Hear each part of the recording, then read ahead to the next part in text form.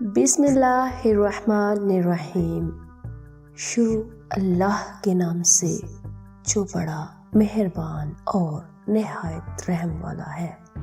ناظرین، اللہ تعالیٰ سے دعا ہے کہ اللہ آپ کے تمام جائز حاجات کو پورا فرمائے اور آپ سب کو صحت و تندرستی والی لمبی زندگی دے، آمین۔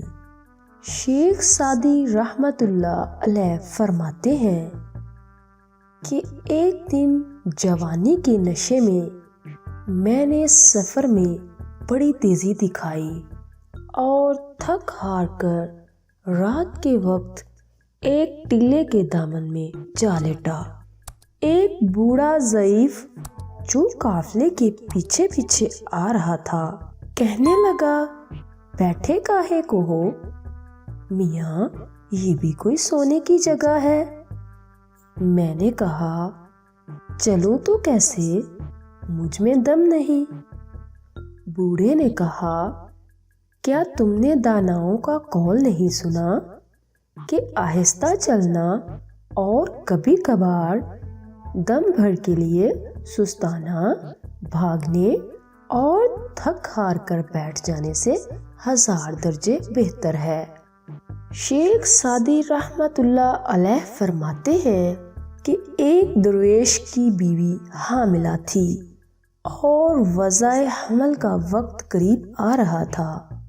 اس بیچارے کے ہاں عمر بھر کوئی اولاد پیدا نہ ہوئی تھی۔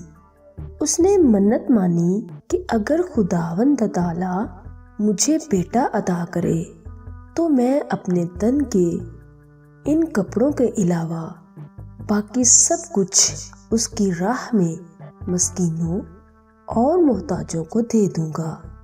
اتفاق کی بات کہ اس کے ہاں بیٹا ہوا۔ اپنی منت کے مطابق اس نے خوان کرم بچھایا۔ میں مدتوں شام کی سرزمین میں گھومتا رہا۔ کئی سالوں کے بعد جب سفر سے واپس آیا تو اس محلے سے گزر ہوا۔ میں نے لوگوں سے اس کا حال احوال پوچھا۔ کہنے لگے، وہ تو کوتوالی کی حوالات میں ہے۔ میں نے وجہ پوچھی تو بتایا کہ اس کے بیٹے نے شراب پی کر نشہ میں دھت ہو کر مستی کی اور کسی کو موت کے گھاٹ اتار کر خود بھاگ نکلا۔ اب اس کی جگہ باپ کے پاؤں میں بیڑیاں اور گلے میں توق ہے۔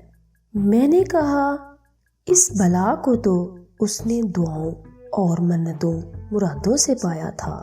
تو ناظرین، امید ہے شیخ سعدی کی یہ اقوال آپ کو پسند آئے ہوں گے۔